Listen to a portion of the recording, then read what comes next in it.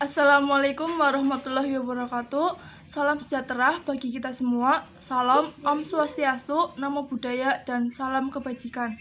Yang terhormat Bapak Afdal Kusumanegara selaku tutor Bahasa Indonesia. Perkenalkan, saya Nindya Febrianingrum dengan NIM 0445489116 Prodi Manajemen.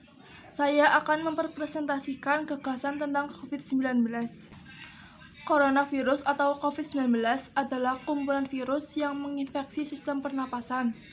Pada banyak kasus, virus ini hanya menyebabkan infeksi pernapasan ringan seperti flu.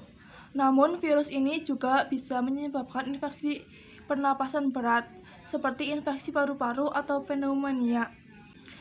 COVID-19 pertama kali ditemukan pada akhir Desember 2019. Virus ini menular dengan sangat cepat dan menyebar ke hampir seluruh negara, termasuk Indonesia.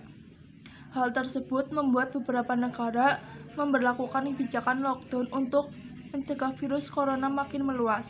Di Indonesia, pemerintah menerapkan kebijakan pemberlakuan pembatasan kegiatan masyarakat atau PPKM untuk menekan penyebaran virus ini. Terdapat beberapa dampak adanya COVID-19. Yang pertama, dampak masyarakat. Awal mula kasus COVID-19 di Indonesia membuat banyak warga takut sekaligus was-was karena virus ini sangat cepat menular, sehingga terdapat pembatasan sosial yang dilakukan oleh pemerintah. Yang kedua, dampak terhadap ekonomi. Keuntungan yang diperoleh pelaku usaha mengalami penurunan akibat wabah COVID-19, baik dari sektor pariwisata maupun penerbangan sepi penumpang akibat kebijakan social distancing. Di sektor industri pabrik, produksi juga mengalami penurunan akibat banyaknya karyawan yang di PHK sehingga mengakibatkan banyak orang menganggur. Waralaba atau warung kecil juga diberi kebijakan pemerintah untuk mengurangi jam buka. Yang ketiga, dampak pada pendidikan.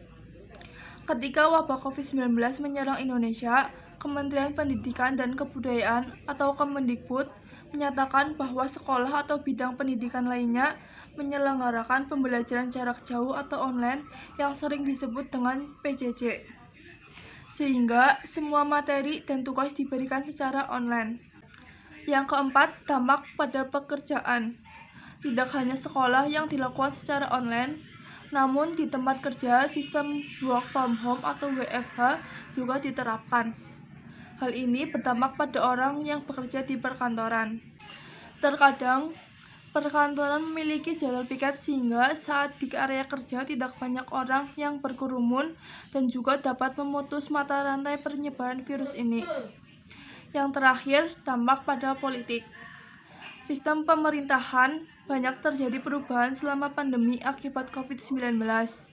Pandemi COVID-19 telah mempengaruhi sistem politik beberapa negara, yang menyebabkan penangguhan kegiatan legislatif, isolasi atau kematian beberapa politisi, dan penjadwalan ulang pemilihan karena kekhawatiran penyebaran virus ini. Sehingga pemerintah telah melakukan berbagai upaya untuk menangani COVID-19. Di sektor kesehatan, pemerintah telah berupaya mempercepat pelaksanaan tracing, testing, dan treatment atau 3T, memenuhi obat antiviral untuk pengobatan pasien COVID-19, pemenuhan kebutuhan oksigen, dan percepatan vaksinasi untuk seluruh penduduk Indonesia.